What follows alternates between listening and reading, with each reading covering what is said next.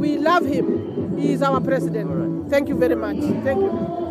Well, a very strong sentiments there coming from some of the guests attending this particular event here at the Jomo Kenyatta International Stadium. Remember, in a short while, of course, we expect the dignitaries led by President Uhuru Kenyatta to make their way here. That is at around 10:55, according to the program that we have just received.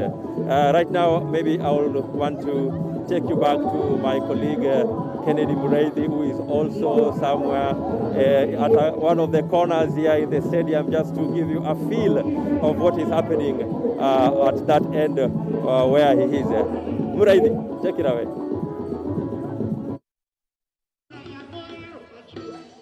Well, thank you, Okusa, for that.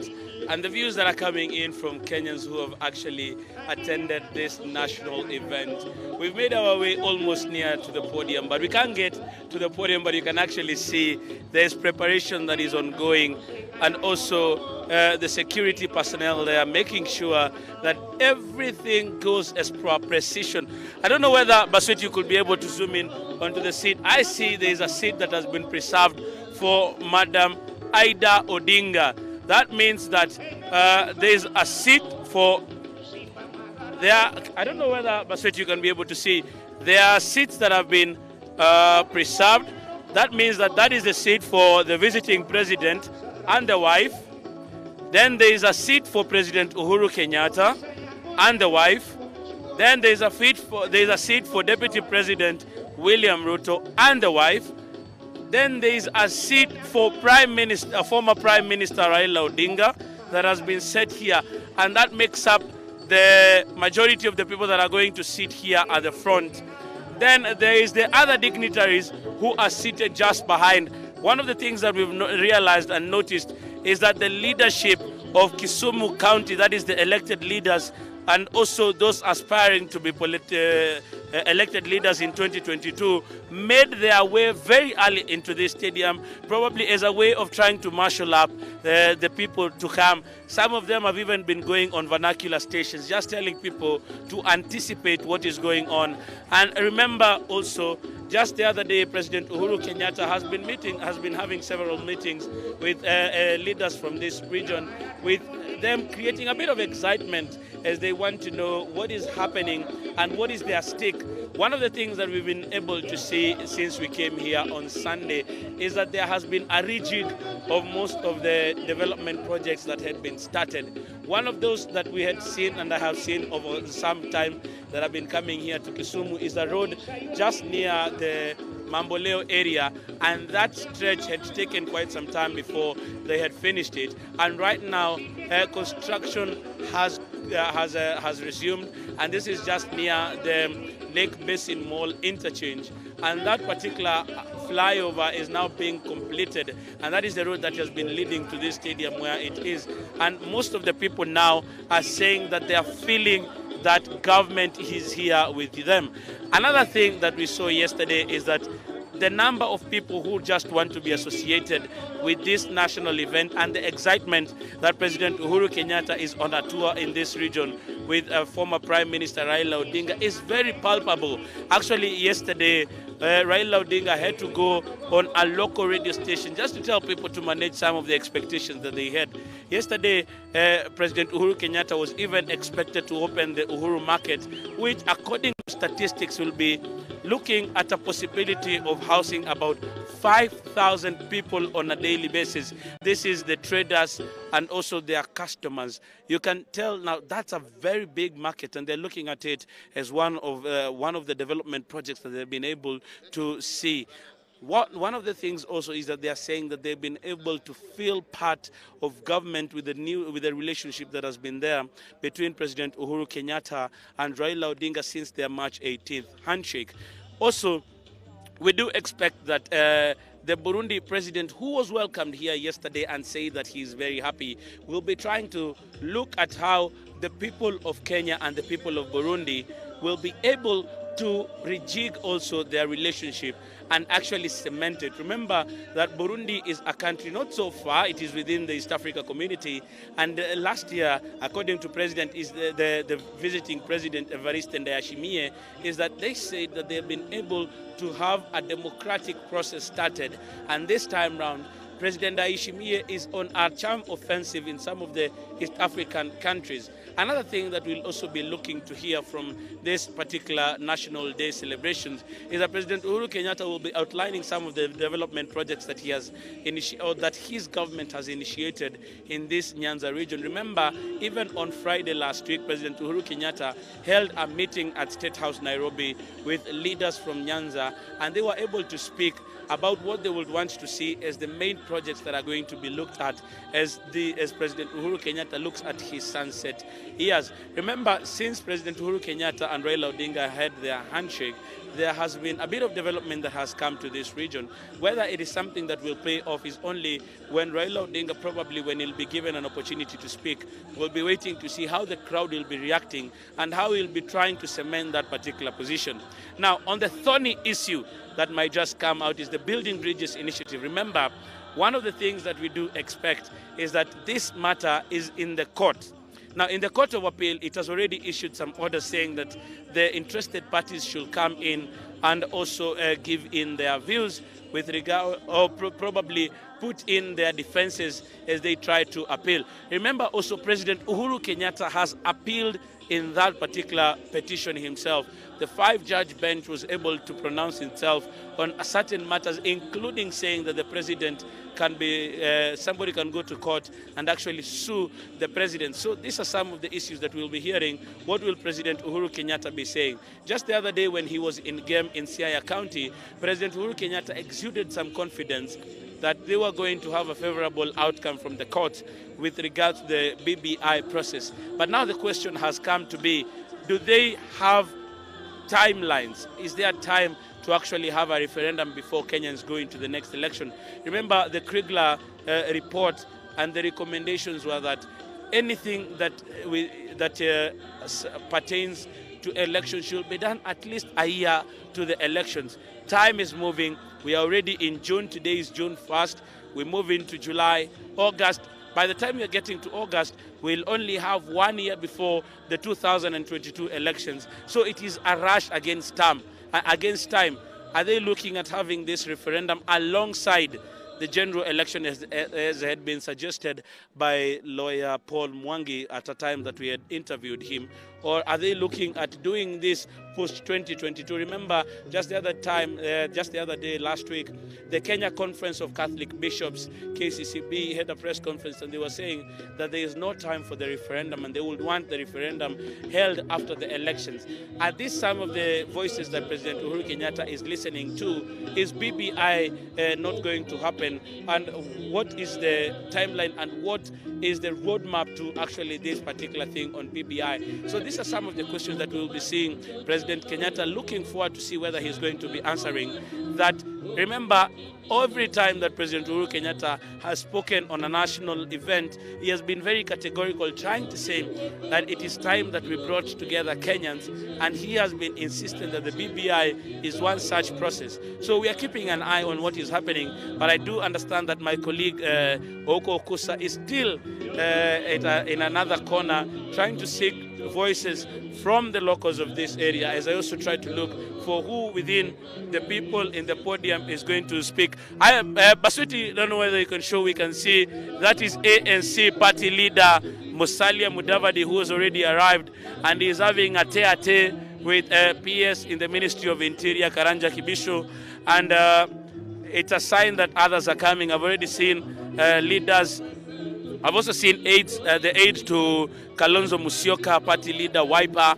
I can also see dignitaries from Uganda who are coming in. So it's an event that is almost happening, but it is just at 9:30. In the next 1 hour, we'll be expecting to see more, including President Kenyatta, who will be coming at that particular hour. So we are keeping an eye. Remember also yesterday, we were able to tell you that the embattled Wajir Governor, Ambassador Mohamed Mahmoud, is already here.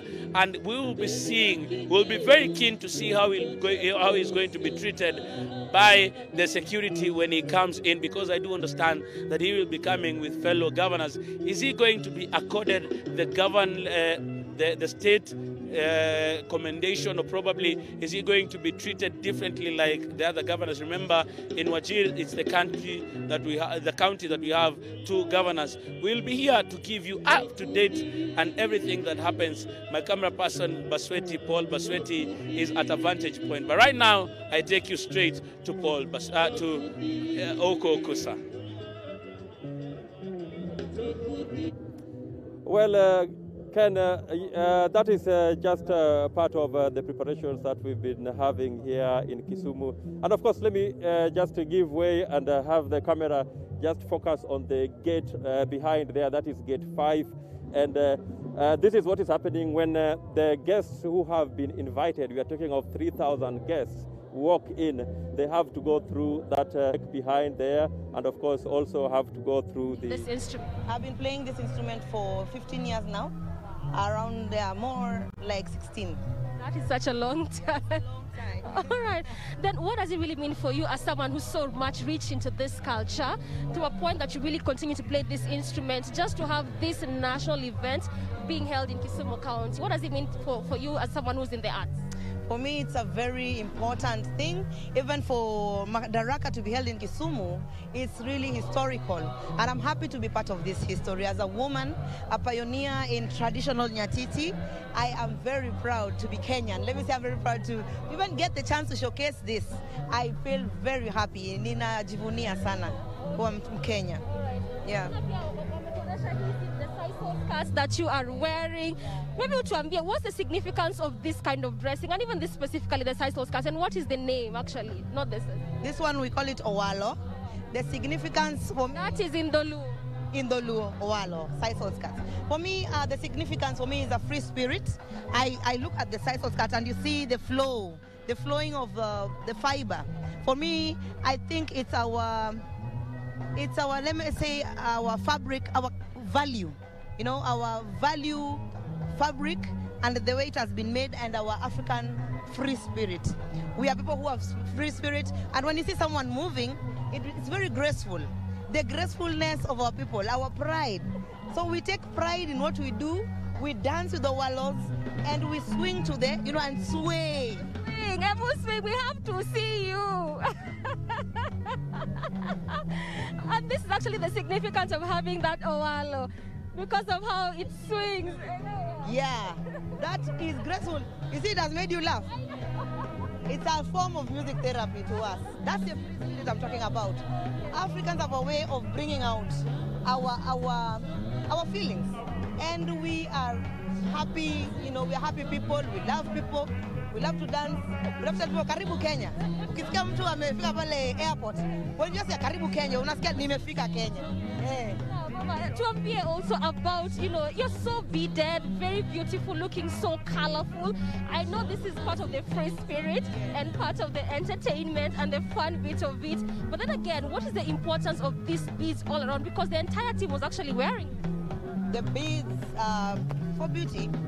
Yeah, beads are for beauty. Some are made from natural, materials. Very creative. Some have been knitted nicely. You can see it has the flag of Kenya. Even the colors. So we use different colors, to tell different stories. Colorful, beaded up, and beautiful in it. Yeah. Your hand, because like I mentioned, I've actually realized that this area in Luo Nyanza, specifically also in Kisumu, is so rich in culture and so much appreciative of your culture. This fly whisk is, whenever you see this, anywhere, just know, hapo kuna amani, peace. Yeah, there's a lot in this. I think even it is used in the church to, sprinkle holy water, on people. So it's a sign of peace. Yeah. It's just basically a sign of peace, nothing much. Yeah, nothing much. Most chiefs will hold it, leaders, to signify that they uphold peace. Yeah, and our values, cultural values. Yes. And finally, even as you wait for the president to arrive here at the stadium and perhaps even present his speech on this year's Madaraka Day celebration, what is majorly your expectation on what he will address? And this is again targeted most specifically in the arts space, since you're in that industry. I think the president coming to Kisumu it means he loves Kisumu people. It means that despite our political differences, democratic country, Kenyans are a peace-loving country. Uhuru has come all the way from Nairobi to be in Kisumu with his wife, and I think it is very important as a leader to show the people, the young people, the right way to go. Like, you can go anywhere. You can travel. You are free to travel anywhere in this country. It's a free country. We are happy people. Hakuna, what do you call them? Barriers and boundaries. He has broken barriers today. Let me say, Uhuru, I congratulate him so much. His Excellency has broken barriers to come to Kisumu Dala and Waruaki Dala. Waruaki Dala. Karibu sana. Thank you so much. Now you listen to that song that's just playing on the background, the famous Dola Kabari. That is actually his song, and also we want to have just a small chat with him again concerning the arts space and the arts industry and what this event means for him as an artist coming to Kisumu County. Dola. Yes. How are you? Fine, thank you. I had an accent in the how are you? Yani umechange sasa tuko America, tuko Europe, eh? All right, it comes with it. Okay, we've had a lot of conversation rather with the artists that we've talked to, and most of them really are expecting a lot from the president in terms of his speech, and this also specifically targeted towards the arts space and in the arts industry. What is your perspective? What are you expecting? About? What the president will address this morning as he comes to make his speech during this Madaraka Day celebration. What is majorly your expectation? Expectation yangu ni Kenya, vile Kenya iko. Ile kitu inafanyika hapa Kisumu. Natarajia ifanyike hivi Kenya yetu yote. County zote ndio Wakenya wawe pamoja. Sababu hii ukabila imeturudisha nyuma sana na kupigana kwa viongozi imetuumiza sana. So kama vile president asha tuonyesha direction ya umoja kuunganisha Wakenya, mi naomba Wakenya wote to support president afanye kazi yake, amalize, sababu zile vitu anafanya wengine akikuja ataendeleza, atapata kama tayari stadium zimejengwa, barabara ziko, so tumie saa hii mbele tutafaidika. Na tumeona maendeleo mengi sana hapa Kisumu, na vile ambavyo unasema tunafaa tukue na umoja kama Wakenya. Kwa hivyo kwa mtazamo wako, hii ndio the first celebration, the national celebration ina happen hapa Nyanza region na hapa Kisumu. Wewe kama msanii, unaona vipi kwamba hii ndio the first event inafanyika hapa? Hii imefanya mpaka sisi wanamuziki tumejitolea kabisa tuonyeshe umoja na tufanye kitu ya maana hapa Kisumu, ndio ikue kwa sababu hii ndio mara ya kwanza. So hii ni historia na itabaki kama kumbukumbu. Kumbukumbu. Ama inasema aje, umejua? Uko sawa kabisa. Nimejaribu So sisi kama wanamuziki, sisi tunaumia sana. Juu ya hii COVID. Hii COVID imefanya wanamuziki hatuperform, na tunaelewa ni ugonjwa imefika, hii janga lazima tupiganie hii ugonjwa ituondokee. Na hii njia president anafanya ndio hii vile president anafanya ndio inaweza fanya tupigane na hii ugonjwa. But kuna pesa president alitoa. Hii pesa hatujapata. hii pesa president alitoa ya wanamuziki. Hatujapata hiyo pesa. So mimi ningeomba waangalie, watoe hata kama ni hizo inquiries, ionekane hii pesa ilipewa kina nani. Mimi kama Dola Kabari nilipata 5,000, wengine hawakupata. So malandlords wetu na wanamuziki wetu wamejua eti sisi tuko na pesa. So tunaomba president atuangalilie sisi kama wanamuziki. Sahii tunapata pesa kwa skiza tunes, kwa viewership, but percentage ile watu wa Safaricom nao wengine wanachukua ni mingi sana, inaumiza wanamuziki. Niko sure they have heard you, Dola. Asante sana. All right, so that was Dola Kabari, and this is just basically what you're doing right now here at the stadium, Kipnusu. And now we'll continue to speak to various artists, and this is just concerning these particular celebrations and what it means for them. But just before I get it back to you, Kipnusu, very, very quickly, how about I speak to one last artist concerning his expectations on this year's Madaraka Day celebrations. Good morning. Good morning, how are you? Good, how are you doing? I'm good, thank you. As an artist, Dola anasema there are so many challenges wasanii wana face. So for you, what exactly would you want the president to address concerning the arts industry as a whole? Unaona kama sasa hivi tunadepend kwa live performances, na venye janga la corona iko, hatuwezi perform na hakuna kitu yote inaweza endelea. Sasa at least sasa hivi government imejali wasanii kama sisi tuna represent youth, na tumefurahia sana kupata nafasi kama hii kuperform kwa Madaraka Holiday, na tunashukuru sana. Just to get a chance to perform kwa hii Madaraka already, that is something big. It's a big platform here. Yeah, it's a privilege. Yeah, and we are happy. We are so grateful for that. Appreciating the government for that. So much. All right, thank you so much. Right, I want to take it back to studio, but again, also like I mentioned, we'll continue to cover this event live for you even as it continues to unfold. Right about now, we are still awaiting the president to make his way. Still, like I mentioned, also the entertainment is what is happening right now, which is expected to continue up until 10:30 a.m.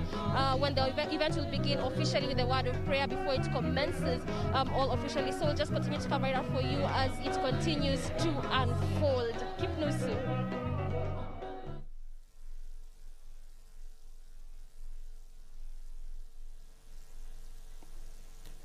Na mtazamaji, ni mwanahabari wetu Doreen Arangi akikujia moja kwa moja kwenye sherehe za Madaraka kule kwenye gatuzi la Kisumu, akizungumza tu na baadhi ya Wakenya wazalendo ambao wamejitokeza kuweza kusherehekea siku hii muhimu kwenye kalenda yetu ya Jamhuri ya Kenya, wakielezea matarajio yao na wakiwa na bashasha, furaha mpwito sherehe hizo kufanyika katika gatuzi hilo la Kisumu, kwa kwamba ni sherehe ya kwanza kufanyika kwenye gatuzi hilo, sherehe ya kitaifa. Bila shaka tutakuwa tunarejea kule kama ulivyotizama, watu tayari wamejaa pomoni ukisubiri kiongozi wa taifa Rais Uhuru Kenyatta, na pindi tu atakapowasili basi tutakuwa tunarejea kule kukuletea taarifa hizo Kenya ukipenda mbashara.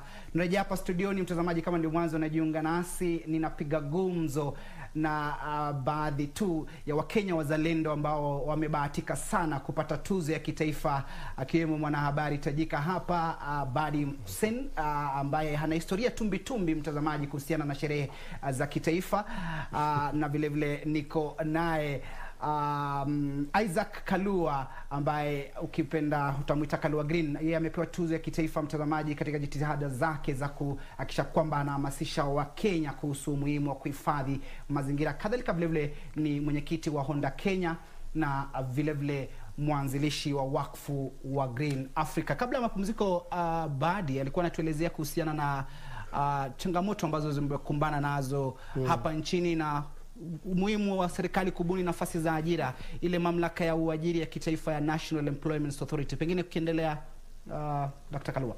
Nafikiri cha muhimu kwanza, hata kabla sijaingilia hayo, na kufurahia kwa sababu unakifanya Kiswahili kuwa lugha ambayo ni ya kusifika, na kuwa kitamu. Nafikiri hili ni jambo moja nalitaja kwa sababu Kwa mwananchi wa kawaida, kumbuka kwamba mawasiliano, naam, huyu gwiji huyu wa kuheshimika kabisa. Na atakuwa ni tuzo ya kitaifa ambayo amepata. Naam. Mawasiliano katika baina ya binadamu na wenzao ni jambo la muhimu sana, Badi. Tukiwa na tabia za kuwasiliana kwa njia nzuri, mwananchi na kiongozi wake na mwananchi, familia, manyumbani, tukiwa na lugha tamu ya kutumia kama nchi, tutapiga hatua ambayo si chache.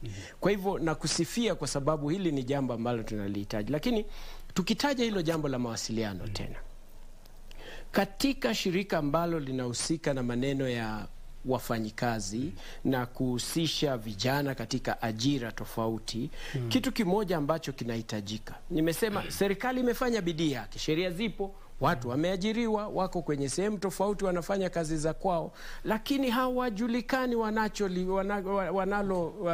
wanalolitenda. Na inabidi, hiyo sio serikali itamsaidia, itabidi binadamu mwenyewe, kiongozi aliyepewa wadhifa huo, kujitoa. Kazi hazipo tu kwenye serikali. Utapata mashirika ambayo si ya kiserikali ndio yana nafasi nyingi sana za Wakenya wanazolilia kuzipata. Na utapata watu wamefuzu katika maeneo tofauti. Na waomba viongozi waweze kujihusisha na mashirika ambayo si ya kiserikali. Nimetaja kama vile Kenya Association of Manufacturers ambayo ninahusika kule pia. Kuna mashirika tofauti ya KEPSA, kuna FKE, kuna mengine mengi. Mashirika yale yanaongozwa na Bwana Atuoli. Viongozi hawa wanapasa, hautampata kiongozi wa biashara katika maboardroom ama maofisi. Itabidi wewe kiongozi uliopewa wadhifa huo uondoke wenende zako kwenye wale ambao wanafanyia biashara za kwao. Kama ni mimi natengeneza magari ama pikipiki, njoo kwangu uone wale wanaofanya kazi ni watu wanatoka sehemu gani. Utapata nafasi ya kusema okay, nitawahusisha watu wanaofuzu kutoka Polytechnic waweze kuleta watu waende wakafanye Honda kutengeza pikipiki. Utaenda kwa mwingine ambaye anatengeneza vifaa vya mafuta vya chakula kama vile Bidco, umwambie nimeona shida yako ni hii, kuna watu wanafuzu kutoka sehemu fulani. Utaenda kwenye Association of Manufacturers, watasema sisi tuna mashirika kama 600 ambayo ndio members wa KM. Tunaweza tukaomba kila gwiji ama captain wa industry achukue vijana wawili wafunzwe kazi ili waweze kujiendeleza. Utapata kwa mara moja hiyo watu 1200 wamepelekwa kwenye mashirika ambayo wako ni members wa Kenya Association of Manufacturers. Lakini wale employers authority wakikaa tu maofisini kuitana tu barua na mikutano, Wakenya hawatafaidika. Na itakuwa ni vile vile katika maeneo ya counties tofauti ambazo haya yanafanyika. Nafikiri serikali imefanya ile foundation, sasa ni watu kujiandaa kufanya hivi. Na pia zaidi, kazi nyingi zaidi haipo kwenye kuajiriwa. Kazi kuu iko katika kujiadhiri. Hapo sasa. Ndio sasa inamaanisha ujitolee. Vijana wakitoka kwenye kazi ujitume, uelezewe ni kipi ambacho kitafanyika. Utatumia hizi hela vipi? Manake watu wengi vijana, hata mimi nilikuwa katika hiyo hali wakati mmoja, unafikiria kesho kutwa utakuwa milionea. Kesho kutwa utataka kujenga nyumba Karen. Hayaanzi hivyo. Inamaanisha uwafunze vijana katika hali ya kukua polepole. Watafikia kuwa, utapata watu wanajiadhiri. Kwa wanajiajiri na wanajipatia ajira za kwa hivyo ni mambo machache tu ambayo tunahitaji kufanya. Nikiangalia serikali imefanya kinachohitajika. Sheria zimetengezwa. Wabunge wametoa kazi ambazo tofauti, na kwa sasa hivi kuna nyingine nyingi zaidi ambazo zinafanyika. Lakini an institution can only be as good as its leader. Yule kiongozi ambaye yuko pale ndiye atakayetanguliza watu wa kwake. Ndio maana utaona ofisi moja mtu fulani akiingia inakaa tofauti kuliko vile ambavyo ingelikuwa. Bwana Kalua, bodaboda. Rais Uhuru Kenyatta alitoa nafasi ya watu wa bodaboda kujikwamua kiuchumi, angalau waweze kupata riziki. Unafikiri bodaboda imechangia vipi katika uchumi wa taifa? ukitaja bodaboda unataja roho yangu kabisa, kwa sababu mara nyingi nimekuwa nafikiria ni kipi ambacho naweza nikafanya ili kuwafanya vijana waache kukata miti, kutengeza mkaa, kwenda kufanya mambo ya mihadarati, wizi na mambo tofauti. Ni jambo ambalo katika maisha yangu yako ndani ya roho kabisa, ningelitaka kufanya kama ni mwito. Naam, ni mwito kabisa haswa. Na ikafikia wakati nikaanza kuona kuna nafasi kwenye ajira ya pikipiki. Tunapotaja sasa hivi, pikipiki za bodaboda zimebadilisha maisha ya binadamu katika Kenya yetu. Pengine hujui, kuna vijana milioni 1.1, 1.1 million ambao wanafanya kazi ya bodaboda. Kila mfanyi biashara wa bodaboda unayemuona anapita hivi kwenye pikipiki, anapatia support watu 6 katika familia. Ukipiga hiyo 1.1 utapata kuna vijana ambao watu ambao ni 6.6 million Kenyans ambao livelihood zao zinatoka kwenye wale bodaboda. Kwa hivyo mtu wa bodaboda, mimi ninamheshimu sana, na naomba kila Mkenya amheshimu mtu wa bodaboda yoyote mahali alipo. Kama unaendesha gari lako, muondokee apite. Manake kuna Wakenya 39.6 wanaotumia pikipiki ya bodaboda kila siku, ama zile zinazoitwa rides. 39.6 million rides. Watu wa bodaboda wanatengeza minimum shilingi 1,000 kila siku. Inamaanisha bilioni 1.1 zinatengezwa na watu wa bodaboda zinaingia kwenye mifuko ya mwananchi, wala sio mifuko ya mashirika makuu ambayo tunajua ya kibiashara. Hizi ni hela zilizoko. Kwa hivyo yale ambayo yote yanaweza yakafanyika kuwatunza, kuwapa heshima, kuwapa taadhima ambao wanahitaji, kuwafungulia njia na kufanya sekta yao hiwe iko katikati na inajulikana hela wanazozilete kwa mfuko wa ujenzi wa nchi zinaheshimika. Kwa hivyo hayo ni mambo ya muhimu. Kwa hivyo tunapasa kuheshimu, sheria zinapasa kutunzwa, hizo pikipiki zinapasa kutengezewa zile local parts hapa Kenya, ili ajira izidi kuwepo kwa wengi ambao wanawezekana. Ni economy kuu zaidi. Kuna maoni mengine upande wa bodaboda kwamba hawa wengine, sisemi kama ni wote, hawazingatii nidhamu ya sheria za barabarani.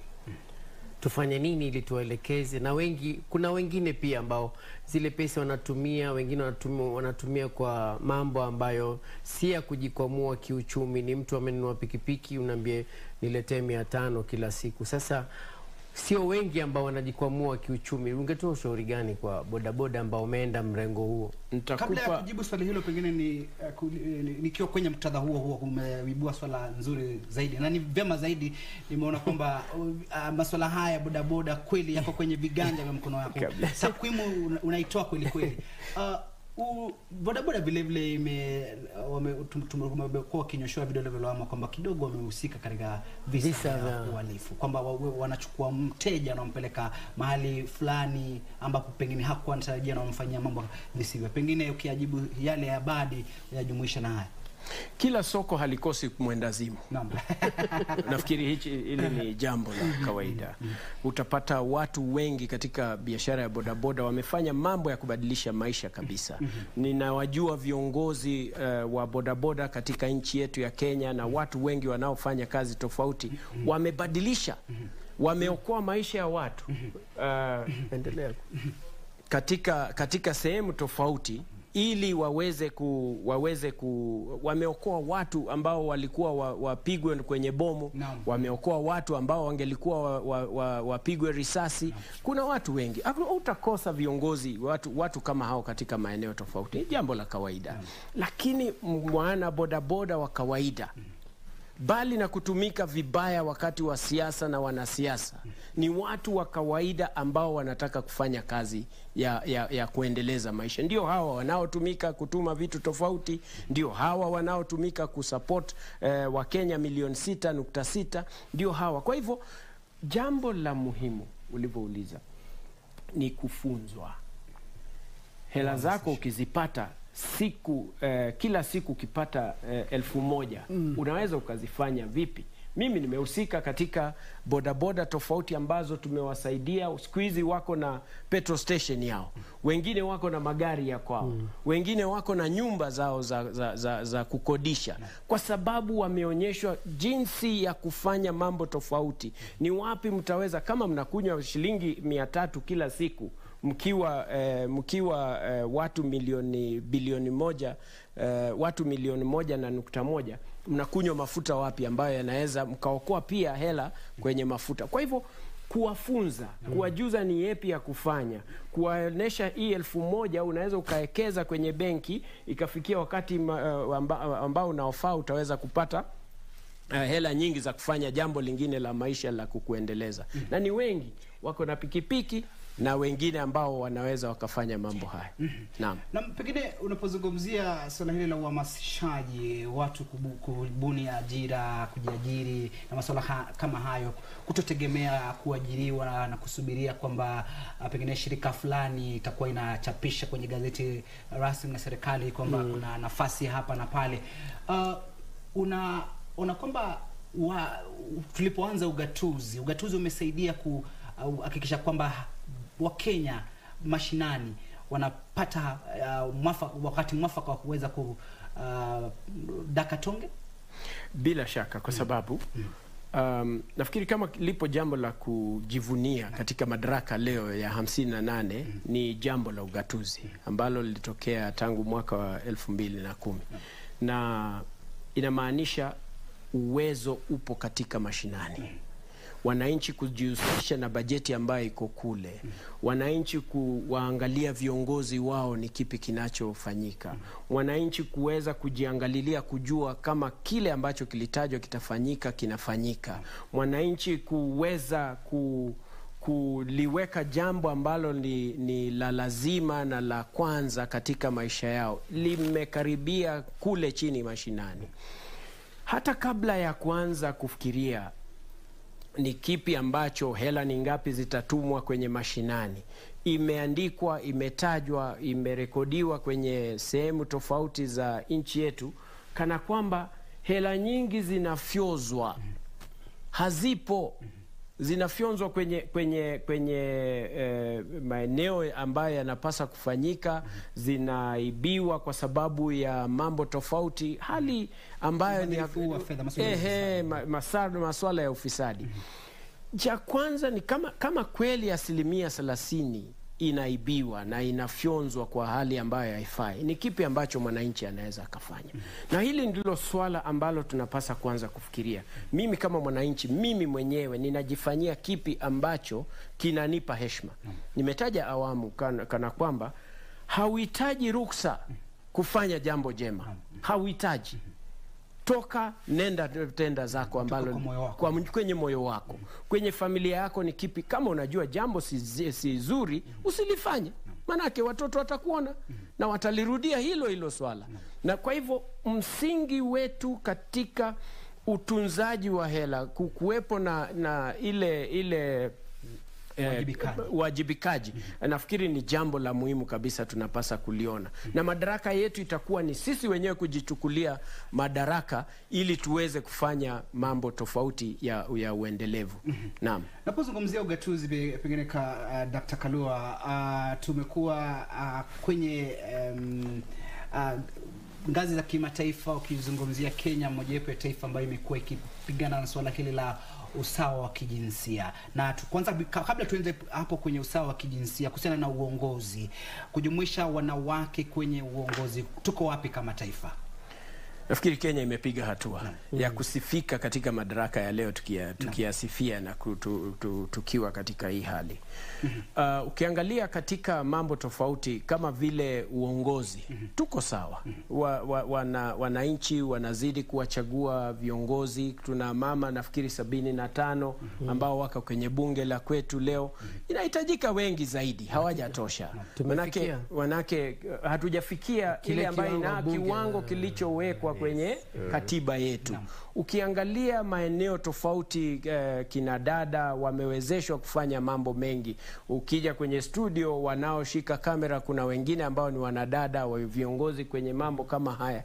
Yapo yanaendelea vema, lakini tunahitaji kufanya mengi. Enda kwenye sheria ambapo sasa tuko na kiongozi kama vile Martha Koome ambaye ni kiongozi wa kuheshimika kabisa. Bila shaka uadilifu, tutakuwa tunazungumzia zaidi kuhusiana na Martha Koome, jaji mkuu wa kwanza mwanamke. Mtazamaji, kama ndio mwanzo unajiunga nasi, ni matangazo ya moja kwa moja kuhusiana na sherehe za madaraka, lakini kwa sasa tunachukua mapumziko, ila wewe usiende mbali, manake picha zitakuwa zinakujia kwenye kiwambo chako kuhusiana na sherehe za madaraka. Usibanduke.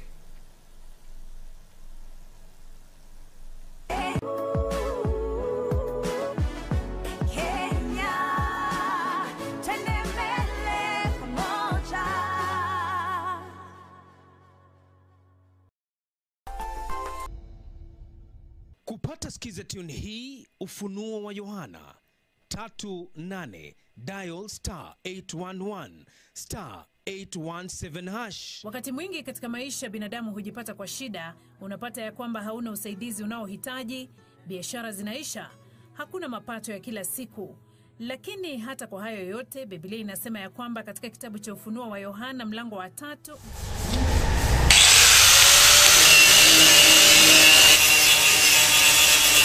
Je, unahitaji kukarabati gari lako kwa njia yoyote ile? Usitie hofu. Dhibiti hali ya gari lako sasa. Ramizworks inakupa huduma bora zaidi. Hapa wanakupa huduma zote za gereji kwa magari ya kila aina. Ramizworks tuna deal na panel beating, spray painting. Ukiwa na kazi yako, leta mali hapa, tunakufanyia kazi safi sana. Ramizworks inapatikana mjini Kisii daraja 2 kwenye barabara kuu ya Kisii Kisumu.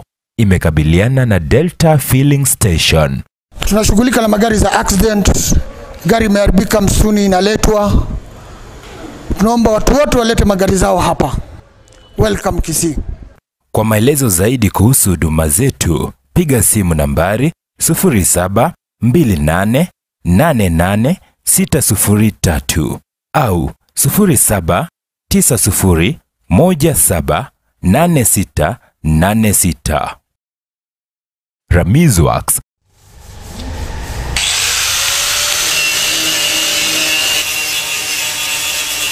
Je, unahitaji kukarabati gari lako kwa njia yoyote ile? Usitie hofu. Dhibiti hali ya gari lako sasa.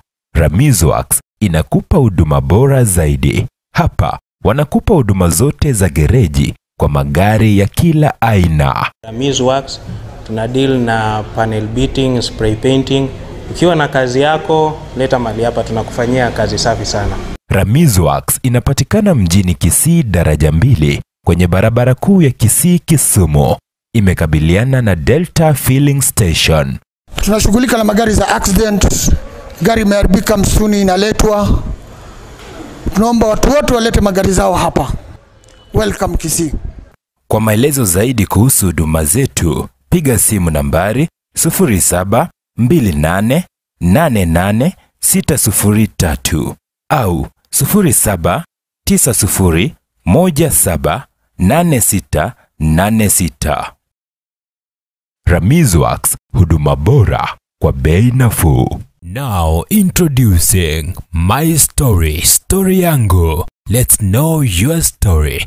It might be of great encouragement, inspire, or teach someone a lesson. Sasa, ungana naye Omwana Webegetutu Videlis Omingo Mochoge kila siku ya wiki ndani ya Story Yangu, kuanzia mwendo wa saa 4 asubuhi hadi saa 8 mchana. My Story, Story Yangu ndani ya AGR FM.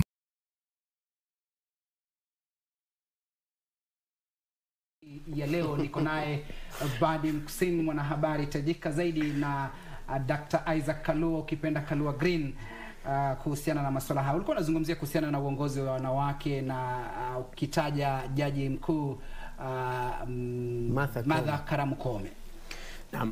Nataja hivi taja kwa heshima ambayo ni ya kipekee, kwa sababu sio tu kuwa mama ama mwanamke, bali ni kuwa mama ambaye ana uadilifu, mama ambaye ana heshima. Manake viongozi lazima awe ni mama, awe ni mwanamume, lazima heshima ziwepo. Na nashukuru, na ni jambo ambalo la kujisifia kama Kenya. Tumepiga hatua kuwa na kiongozi katika moja kati ya zile institutions ambazo zinaongoza nchi. Manake kuna executive, kuna the judiciary, na pia kuna bunge. Hivi sasa tuko na kiongozi pale. Ukiangalia katika judiciary yetu kuna viongozi wengi kina mama pia pale juu. Nafikiri hatua inayohitajika na kuzidisha madaraka ili tuweze kujivunia zaidi ni kana kwamba pia tunahitaji kuona mama wengi katika wadhifa mbalimbali katika maeneo hayo, ambao wataweza kupanda zile ngazi, iwe ni maprosecutor, iwe ni ofisi kama vile ya maofisi tofauti yalioko. Na itabidi hiyo ajira tuwape kina mama, wasichana Basi mpenzi mtazamaji wa AGR FM, tuko live upande wa YouTube pale. Tunazidi kungojea, tunazidi kuyaangalia yale ambayo yanaajiri katika kaunti ya Kisumu, pale ambapo tutakuletea Madaraka Day live kutoka upande ule mwingine. Kumbuka kwamba hii ni sehemu ya 58 ya Madaraka Day, pale ambapo Wakenya tunaungana kwa pamoja ili kusherehekea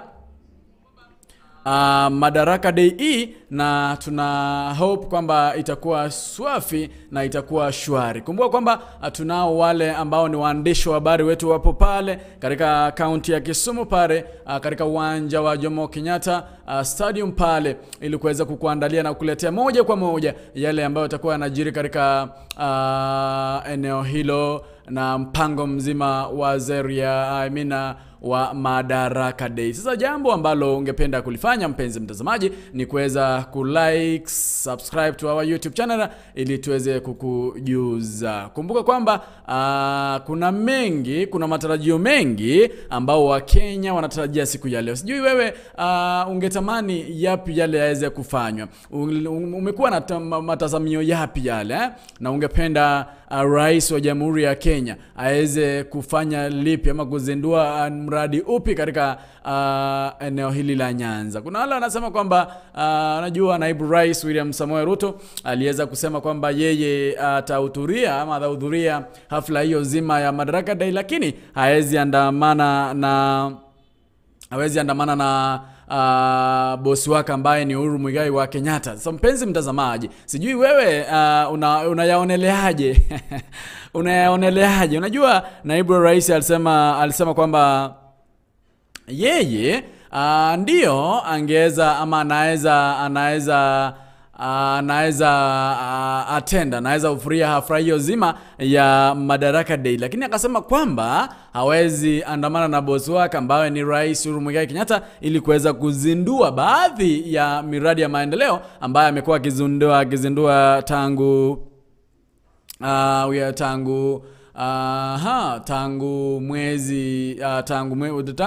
mwezi uanze, tangu tarehe 20 ama 30, rais amekuwa katika upande huo wa Kisumu huku akiendelea kuzindua miradi mbalimbali. Kumbuka kwamba siku ya Jumamosi alikuwa pale, siku ya Jumapili alikuwa pale, wakati ambao aliwaziri katika kaunti ya Kisumu akaenda moja kwa moja hadi pale Siaya County ili kuweza kuzindua miradi hiyo, mradi wa maji na miradi mingine ambayo amekuwa akizindua. Jana alikuwa katika Port Kisumu pale akifungua mradi ambao ni wa Mary moja ambayo itakuwa inapepa lita 50,000 kwa kila behewa la Mary. Hivyo ameweza kuzindua baadhi ya miradi eneo hilo. Kumbuka kwamba Naibu wa Rais alisema kwamba hawezi andamana na yeye ili kuweza kuzindua miradi hiyo. Sijui wewe unaona huo mzimamo wa Naibu Rais upoje? Endelea kusema nazi mpenzi mtazamaji, mpenzi msikilizaji, endelea kusema nazi. Kumbuka kwamba like, subscribe kwa YouTube channel yetu ya Abex Global Radio. Kisha kwamba jinsi anavyowasiliana na mtoto, jinsi anavyowasiliana na kienzake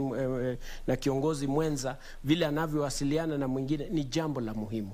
Likikosekana hilo, kwa sababu mimi eti ni Muislamu, mimi eti ni Mkristo, mimi ni wa dini hii, inaanza kufunga ule uhusiano ambao ungelikuwa. Naamini kana kwamba kuwepo kwa mama ambaye ni wa kiheshima kama Martha na viongozi, jambo la kwanza, jaji wote walioko pale wataanza kufanya kazi kulingana na vile yeye anavyowasiliana naye. Ukimwangalia pale huwezi ukamuonea, ukose kumpa hela kama wewe ndio uko kwenye wizara ya fedha. Ukiwa pale kama uko kwenye koti ya chini, ukiangalia kama vile Justice Musinga, mtu wa kuheshimika ambaye anajulikana utu wake na Ukristo na mambo ambayo anafanya, ambayo hata yaweka kule itakuwa ni utu wenyewe, itafanya communication yake kwenda chini na majaji, prosecutors na kila mtu itakuwa shwari, kwa sababu huna budi utamchokozea nini jameni. Martha Koome yuko hapo anataka kufanya tu mema, kwa nini ufanye jambo tu la kumkwaza? Hivyo itakuwa ni the same kutoka kwa zile ofisi zingine tatu ya executive. Haitakuwa na maana yoyote mtu kumchokoza, manake hana nia mbaya, anataka kufanya mema. Iwe ni uchaguzi, na Kenya unajua imepiga hatua kuu. Ukipiga hatua kama wakati, na hautamlaumu yeyote kwa wakati mwingine, itakuwa pengine ni maswala yaliyozunguka jambo fulani. Kenya imesonga sana katika mambo ya sheria. Kuwepo kwa uchaguzi wa kitaifa na ukaja ukapelekwa kotini ukarudiwa, ndugu yangu, hapo ni mbali. Si nchi nyingi ambazo zina hayo.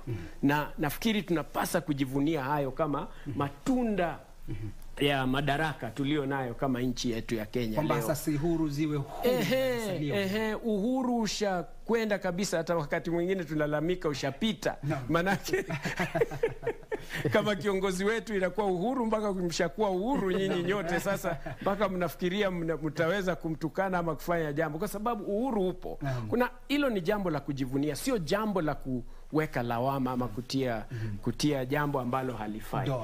Doa. So inahitaji tujitie moyo kana kwamba mambo haya yanaweza yakaendelea vizuri. Kuna mambo ya ufisadi ambayo yana alama za kushtua kabisa, ambayo yanaweza yakamaliza nchi. Tutamaliza vipi tukitumia ofisi ya huyu mama wa kiheshima amechaguliwa na nchi ambayo inaheshimu nchi? Kwa hivyo ni mambo tofauti ambayo tunapasa kuyataja, na nafikiri kujivunia zaidi wakati kama huu na kutafuta ni kipi ambacho kitatuendeleza. Unapotitaja ufisadi, kuna zile vitengo ambavyo vimekuwa kwenye mstari wa mbele kupambana na ufisadi, na ufisadi nakubaliana nawe kwamba ndio imekuwa mojawapo ya masuala ambayo imeturudisha nyuma kama taifa. Manake kumekuwa na vidole vya lawama vikinyoshiwa baadhi ya magavana kwenye serikali za ugatuzi. Tumetizama baadhi ya wao wametuhumiwa na wakaondolewa mamlakani. Asasi kama vile idara ya upelelezi wa jinai, tume ya maadili na kupambana na ufisadi SEC, afisi ya mkurugenzi mkuu wa mashtaka ya umma, kwa mtazamo wako vitengo hivi vitasaidia, na kwa mtazamo wako vimeweza kusaidia wakati ambapo zilichukua hatamu? Kuna mambo ambayo yamejikita tele katika nchi yetu, inakuwa yepo katika damu zetu, kwa sababu msingi wetu mbeleni ulikuwa na tashwishwi. Lakini jinsi tunavyoendelea kuwa, jinsi vijana wetu tuliowazaa wanaendelea kuja, nafikiri mambo yataanza kuwa tofauti. Ninachoomba ni kana kwamba tusichoke kutenda wema. Manake kama jambo linajulikana, wanaoiba ni nani? Wanaohusika katika ufisadi si ni sisi tu. Unamjua fulani amefanya jambo, amepata hela kwa njia ambayo haifai, na unazidi kujiringa na kufurahi naye, kujihusisha naye, na hautaki kufuatilia kwenda kushtaki hili jambo. Zile hela ambazo ni zako tu zinatumika kukumaliza wewe, kukosa dawa katika mahospitali, kuwa na hali ambayo haifai katika nchi yetu ya Kenya. Kwa hivyo natia Wakenya moyo. Jambo la kwanza, uchaguzi wa viongozi ambao wanafaa, ili isiwe ni kwa sababu ya hela ambazo mtu amekupa wewe ndio ukamchagua. Na nafikiri hilo ni jambo linaweza likabadilika. Mkenya wa kawaida kwenda kujitolea, kujihusisha katika mambo ya bajeti ya kuhusu hela zao zinazohusika kutoka katika Wizara ya Afya na zinazokuja katika Wizara ya Fedha na zinazokuja katika ugatuzi. Jambo la tatu, kujitolea kwenda kushtaki haya maswali kwenye maofisi yanayohusika.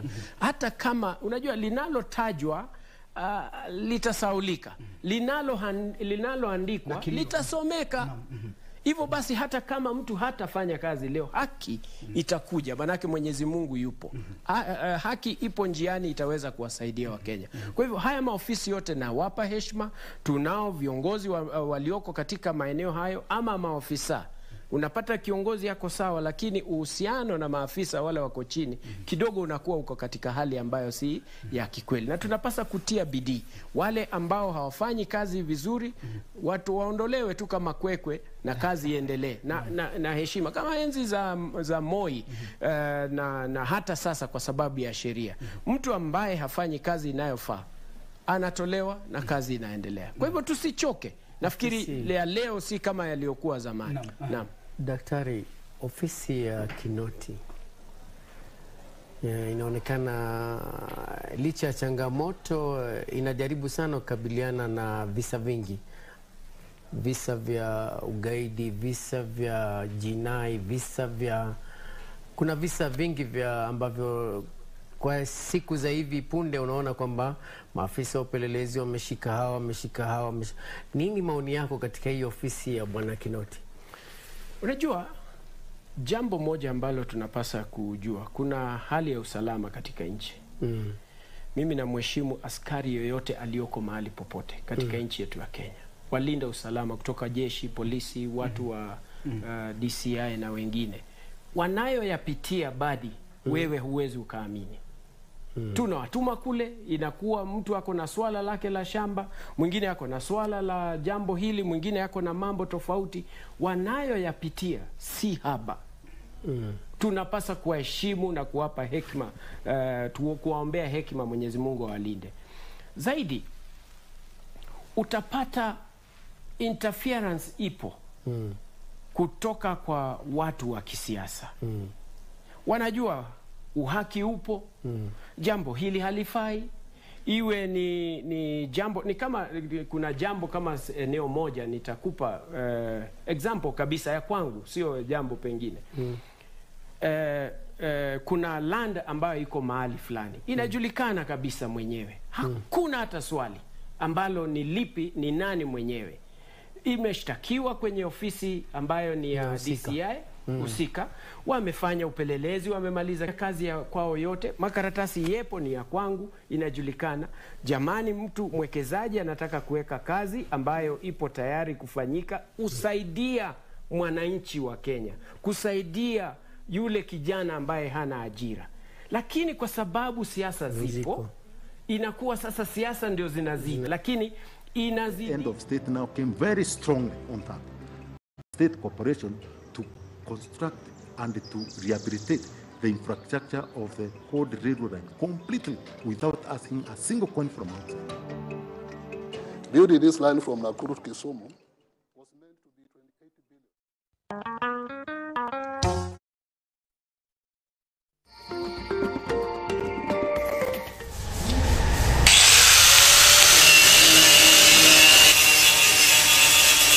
Je, unahitaji kukarabati gari lako kwa njia yoyote ile? Usitie hofu. Dhibiti hali ya gari lako sasa.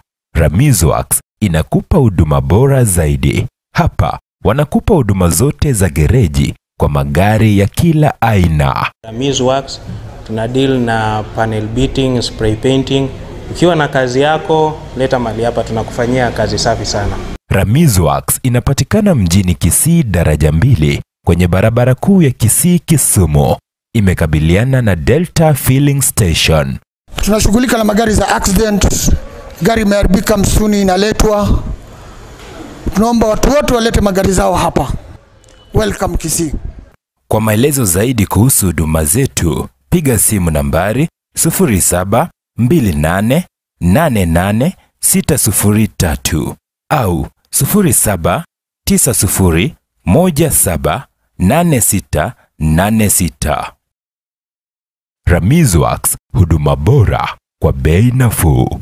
Ginger and the Port Bell in Uganda, and about 16,000 tons. So you are looking at this as direct fight against corruption and mismanagement of government resources or public resources. Kenyans don't see the reality. If you look at these buildings, look at them. Ani watu walikuwa wamechukua, wamenyakua. For over 30-40 years, they have been in private individuals' hands. All of them are back to us. By the time we reach about 6 to 7 parastatos or state corporation doing the way the Kenya pipeline is doing today, tell me, where shall we be? We may even find our Kenya ceasing completely from borrowing from outside and us actually advancing room to other countries. I can see it coming. Yes, it's matter of will and right. Kenya hii itabadilika. Tutaweza sasa kuwa na afya kwa watu wetu. Tunaweza kuhakikisha ya kwamba uchumi umepanuka na vijana wetu wameweza kupata kazi.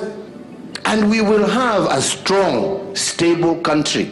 Ya kwamba mtu anaweza kuja na aweke mali yake Kenya long term. Ana plan 15, 20, 30 years.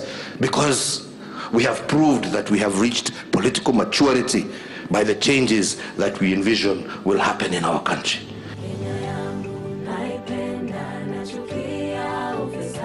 Asante sana Bwana Rais mpendwa Uhuru Muigai Kenyatta kwa kupigana na ufisadi Kenya yetu. Na mtu akijaribu kuleta nyenyenye ya ufisadi hapa na pale kuharibu mali ya umma, tafadhali Rais, nasa hawa. Tupigane na ufisadi pamoja, tusonge mbele. Kulinda maisha ya wananchi na mali yao ndio njia nzuri ya kuona ya kwamba maendeleo imekuwa katika nchi. Ninajivunia kuwa Mkenya, amor bedo ja Kenya. Ndivyo tunaambia Rais Uhuru Kenyatta, endelea vivyo hivyo. Future ya watoto wetu iko secure. The fight on corruption, the vicious fight on corruption, has provided opportunities and resources to be channeled towards education. Yani, mtu wowote ama mtoto wowote ambao atamaliza shule yake ya msingi automatically atapata nafasi ya kuelekea katika secondary school. It's known as the 100% transition.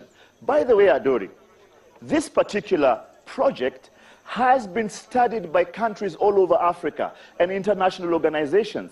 And I'm aware that Kenya and the President have won numerous accolades all over the world for this particular effort. Hey, Ted. Yani watu wanakuja Kenya kujifundisha model mpya ya kuweka education free. I'm proud to be Kenyan.